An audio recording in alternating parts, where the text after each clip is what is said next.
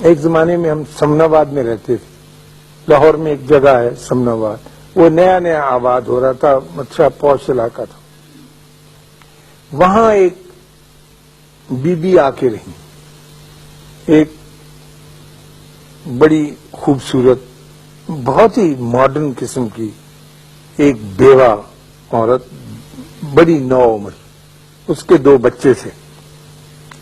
تو ہم جو نیک آدمی تھے سمناباد کے رہنے والے، ہم نے دیکھا کہ ایک عجیب و غریب کردار آ کر ہمارے درمیان آباد ہو گیا، اور اس کا انداز زندگی کا چلن جو ہے وہ ہم سے ملتا جلتا نہیں، کیونکہ ایک تو وہ بہت اعلیٰ درجے کے نہایت خوبصورت کپڑے پہنتی تھی، پھر اس کی یہ خرابی تھی کہ وہ بڑی خوبصورت لڑکی تھی، پھر اس میں تیسری خرابی یہ تھی کہ اس کے گھر کے آگے سے گزرو تو خوشبو کی لپٹیں آتی تھی، وہ سینٹ فری استعمال کرتی تھی، وہ جو سپرے نہیں ہوتا.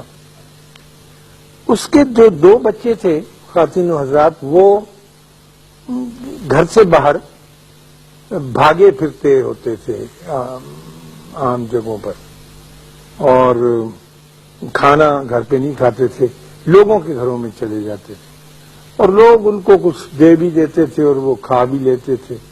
یعنی گھر کی زندگی سے ان کی زندگی کچھ کٹ اپ.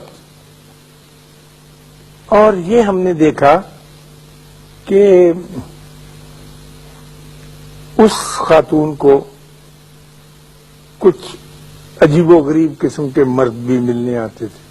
یعنی ان کی گاڑی، مثلا جو گھر کا عزیز رشتےدار، اس کی گاڑی کا نمبر آپ جان جاتے ہیں، ان کے ہاں مختلف نمبرز کی گاڑیاں آ کے کھڑی ہوتی تھی. پھر ایک آدمی وہاں گیا ہے، وہ نکلا، پھر دوسرا. تو ظاہر ہے ہم جیسے بھلے آدمی تو کوئی اچھا نتیجہ نہیں نکال سکتے. وہ ان کے بارے میں ہم ایسا ہی رویہ تھا جیسا اب آپ کو میں یہ کہانی سنا رہا ہوں، تو آپ کے دل میں بھی لا مالا یہی خیال آتا ہے کہ ایسی ہوگی.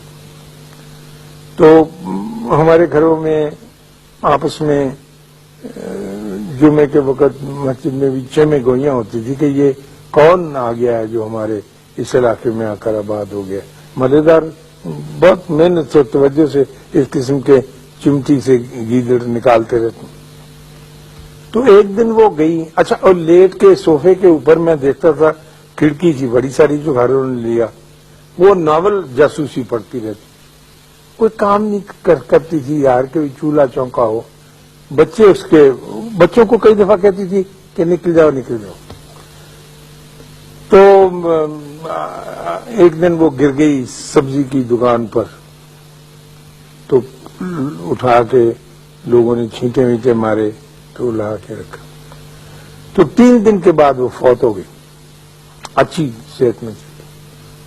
تو وہ جو بندے آتے تھے وہی ان کو کفن دفن کے لیے لے گئے.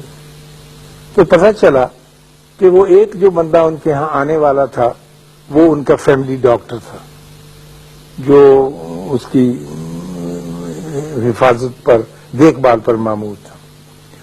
اس عورت کو ایک ایسی بیماری تھی کہ جس کا کوئی علاج نہیں تھا. کینسر کی ایسی خوفناک صورت تھی سکن وغیرہ کی کہ اس کے بدن سے بدبو بھی آتی رہتی تھی، جسم پر زخم ایسے تھے، اور اسے سپرے کرنا پڑتا تھا اپنا، تاکہ کوئی قریب کھڑے یا وہ نکلے تو اس کو تکلیف نہ ہو. اور اس کا لباس اس لیے ہلکا ہوتا تھا کہ غالباً بدن کو چبھتا تھا، جو بھی اسکن میں ڈیزیز اس کی پیدا ہو گئی.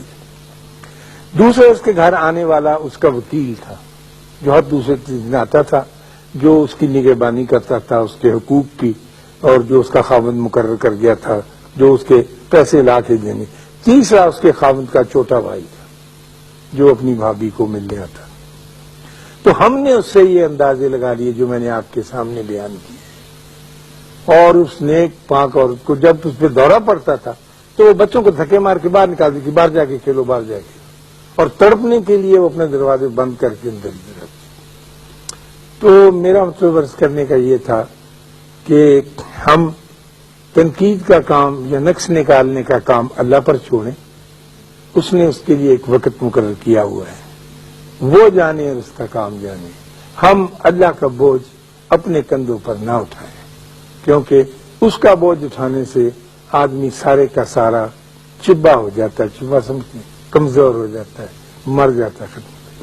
اللہ آپ کو آسانیاں عطا فرمائے اور آسانیاں تقسیم کرنے کا شرف عطا فرمائے۔ اللہ حافظ۔